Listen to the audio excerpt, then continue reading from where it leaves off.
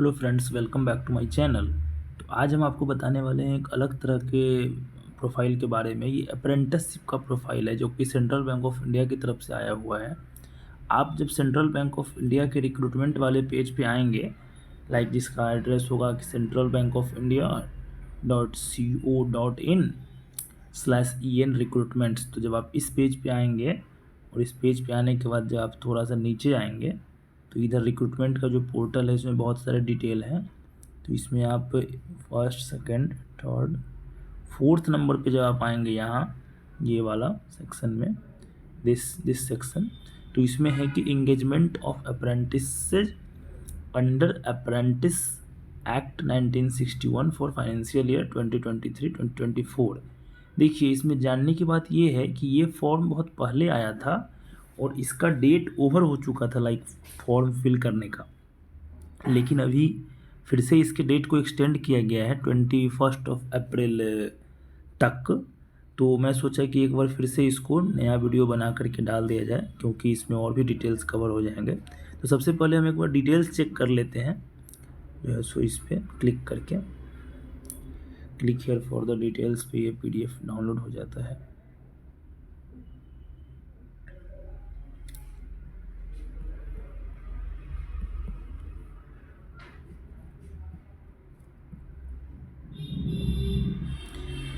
देखिए, तो ये जब डिटेल की बात किया जाए तो इसमें है सेंट्रल बैंक ऑफ इंडिया और ये human capital management department recruitment and promotion division. देखिए, इसमें जो है 5000 वैकेंसी है, टेंटेटिव वैकेंसी 5000 के करीब है।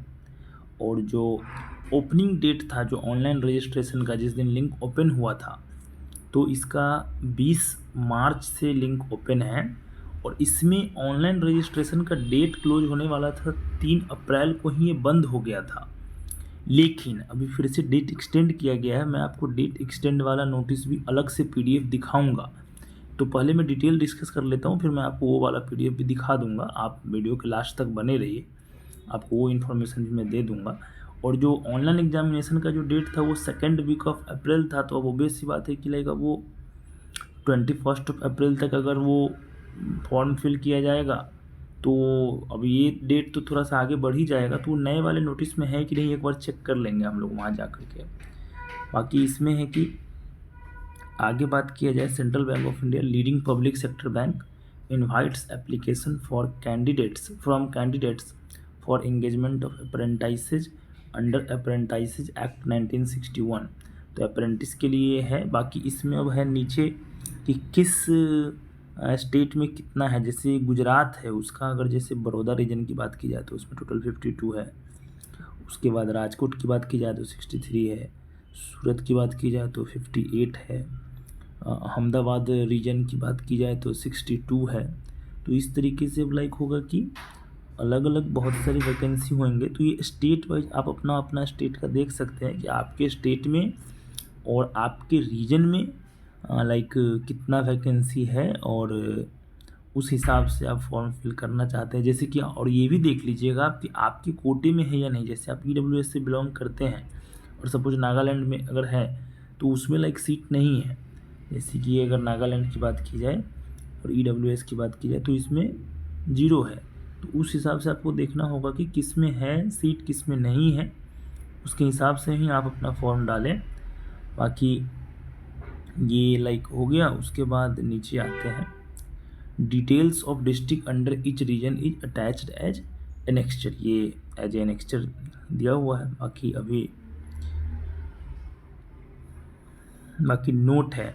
नोट में ये है कि medical fitness, verification of documents, character and caste wherever applicable, verification of selected candidates, the engagement of selected candidates will be subject to their being medically fit. यानी कि मतलब आपको मेडिकली फिट और कैरेक्टर सर्टिफिकेट ये दोनों लगा कर देना होगा। और कास्ट सर्टिफिकेट वेरेवर वैलिडिटी, मतलब जहाँ वो वैलिड है अगर तो आपको देना पड़ेगा। एलिजिबिलिटी क्राइटेरिया की बात की जाए तो citizen of India, subject of Nepal, subject of Bhutan, और Tibetan refugee who came over to India before 1 January 1962 with the intention of permanent settling in India.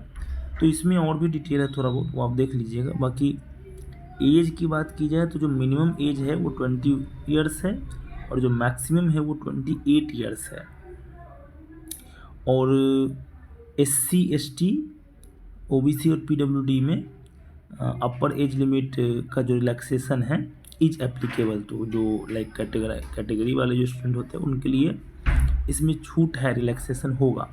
बात की जाए अगर क्वालिफ़िकेशन की, तो क्वालिफ़िकेशन की बात की जाए तो इसमें है कि graduate degree in any discipline from a recognised university और any equivalent qualification recognised as such by central government.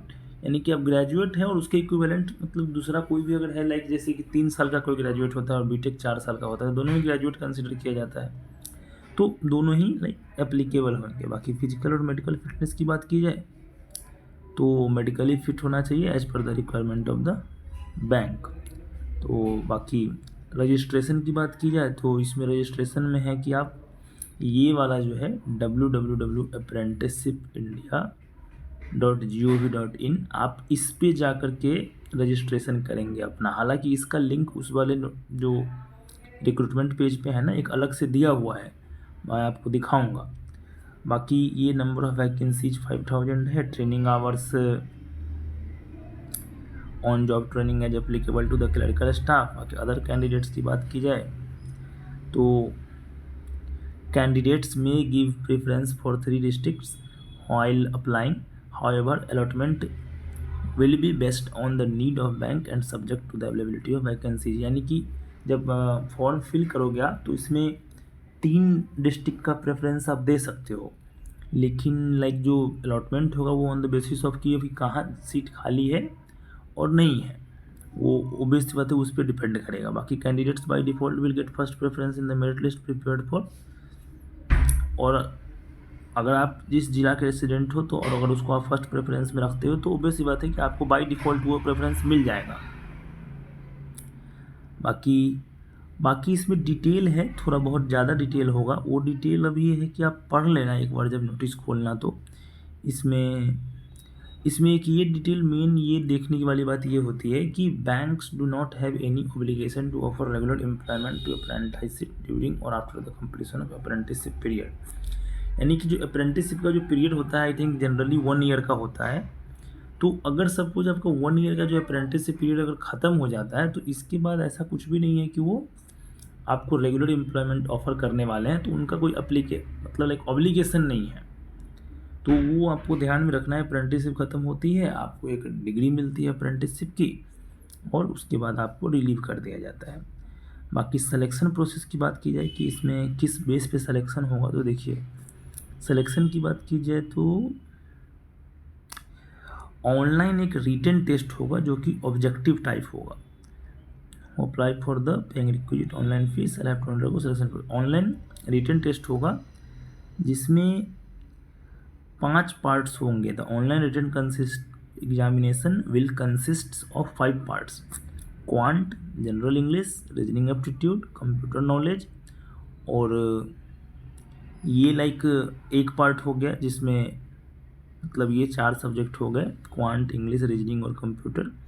दूसरा जो है वो बेसिक रिटेल लायबिलिटी प्रोडक्ट्स, यानी कि आपको थोड़ा बहुत फाइनेंस के बारे में भी नॉलेज होना चाहिए कि बैंकिंग के क्या प्रोडक्ट्स वगैरह होते हैं, वो सब भी आपको देखना होगा।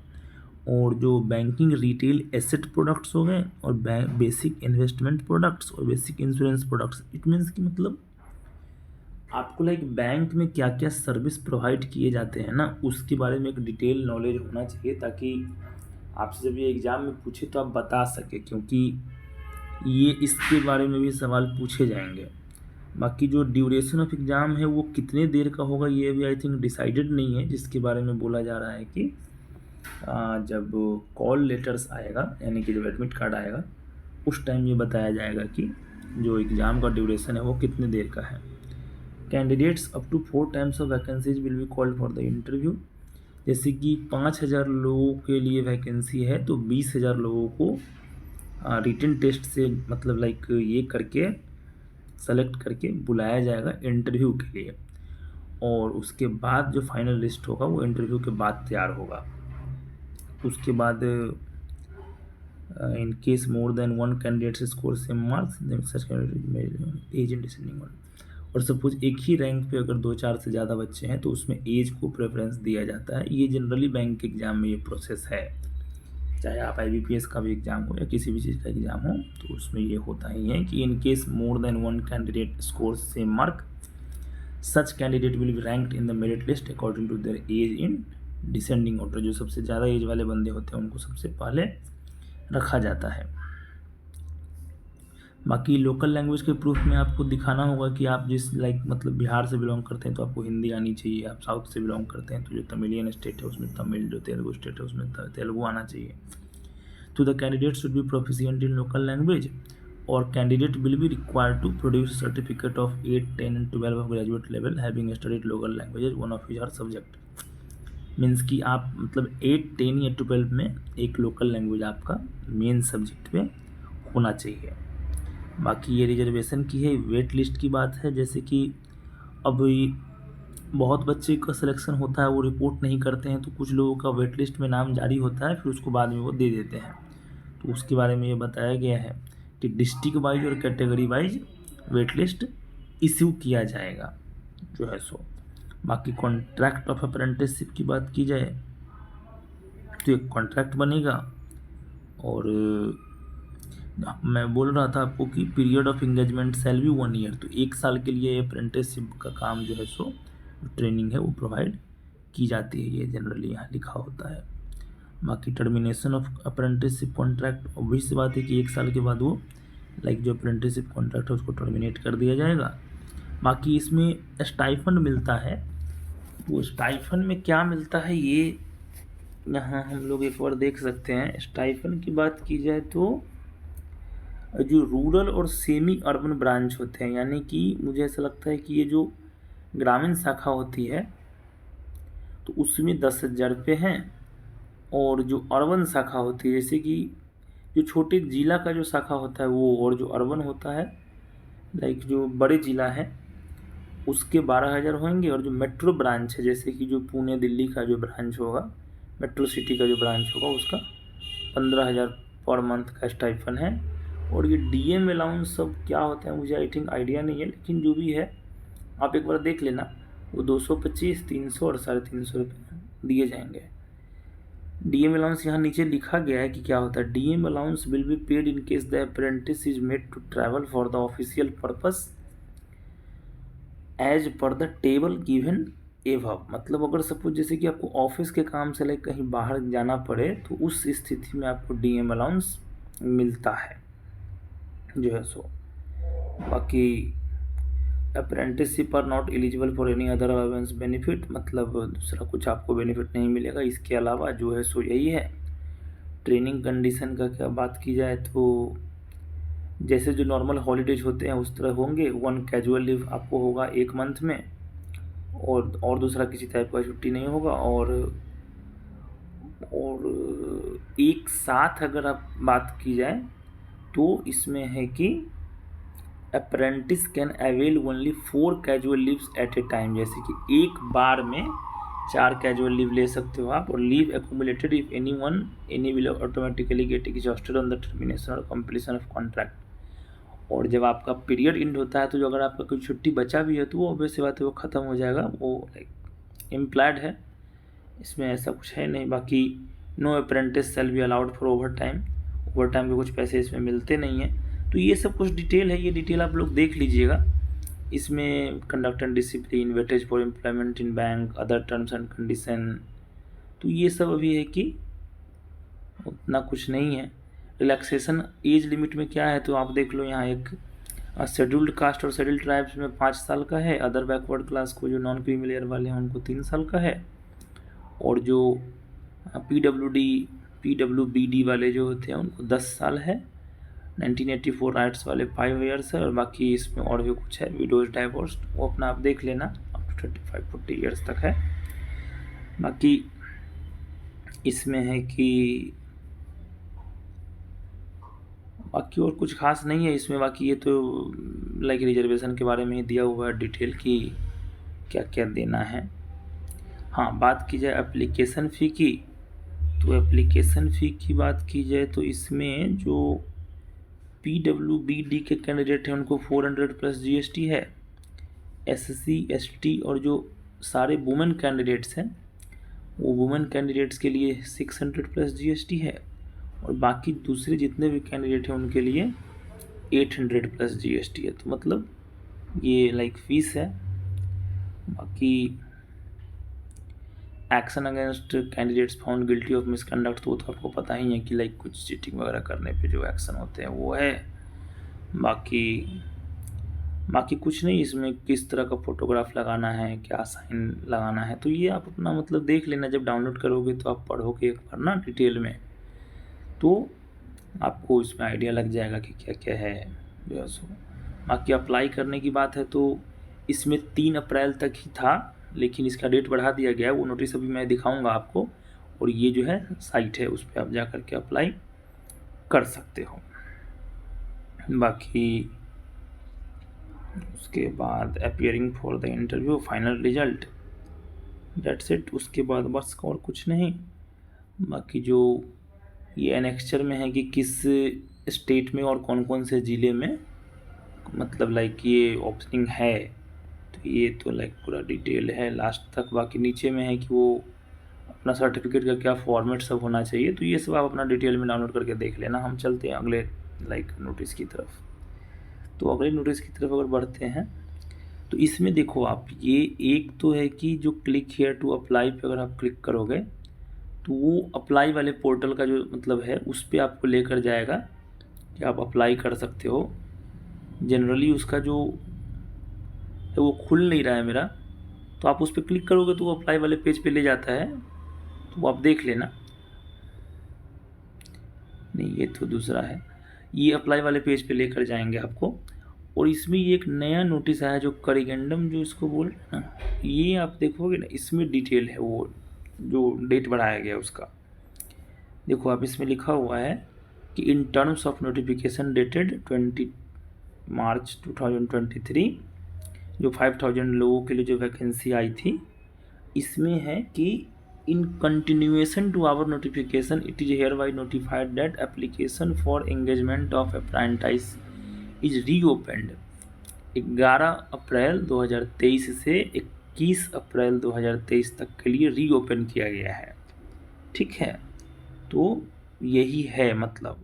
बाकी it is further notified that cut off date in respect of eligibility criteria for age and educational qualification, वो पहले 31 मार्च तक मतलब आपका जो एलिजिबिलिटी क्राइटेरिया है ना वो डिसाइड हो रहा था on the basis of this date.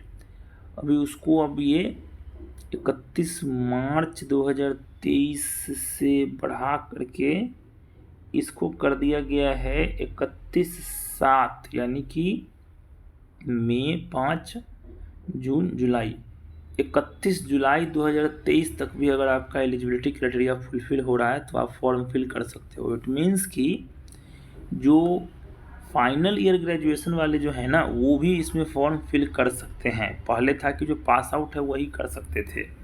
इसमें देखो अब लिखा हुआ है, as such those candidates who are in their final year semester of graduation can also apply subject to the production of proof of passing the final examinations at the time of interview। तो जब interview का date आने तक है ना आप पास कर जाने चाहिए, और 31 जुलाई 2023 से पहले का आपका जो भी है सर्टिफिकेट और मार्कशीट है वो इशू होना चाहिए, तो आपको वो देना पड़ेगा एक बार। बाकी सारे डिटेल बोल रही है लोग कि लाइक रिमेन अनचेंज्ड। बस इसमें एक बात है कि रिमेन अनचेंज्ड तो ठीक है, इसमें लिखा हुआ था कि अप्रैल के सेकेंड वीक में एग्ज़ाम होगा, जो कि अब पॉसिबल नहीं है। तो वो अभी डेट आया नहीं है, देंगे वो डेट, तो वो एक बार आप अपना रेगुलर चेक करते रहना जब भी एग्ज़ाम का डेट आएगा। तो यही टोटल इन्फॉर्मेशन है। बाकी आपको वीडियो कैसा लगा वो आप कमेंट सेक्शन में एक बार बताना। और इस चैनल पे हम मतलब अलग अलग वैकेंसी के बारे में बताते हैं और लाइक डिटेल इन्फॉर्मेशन देते हैं। आपको अगर कुछ पता होता है किसी नए वैकेंसी के बारे में आप वो भी बता सकते हो मुझे कमेंट सेक्शन में, मैं उसको भी कवर कर दिया करूँगा उसके साइट पे जा करके डिटेल वगैरह पता करके। तो अगर आपको ये वीडियो पसंद आया हो तो आप लाइक, शेयर और सब्सक्राइब कर सकते हो चैनल को, ताकि आपको रेगुलर अपडेट मिलता रहे अलग अलग गवर्नमेंट जॉब के बारे में। बाकी आप अगर इसको फिल करना चाहते हो तो आप जल्दी से जाकर फिल कर सकते हो, क्योंकि लाइक अब ज़्यादा टाइम बचा नहीं है, क्योंकि अभी 5-7 दिन बचे हुए हैं। तो आप इसको फॉर्म फिल करके अपना इसको कंटिन्यू कर सकते हो। तो thank you for watching this video. तब तक के लिए बाय बाय।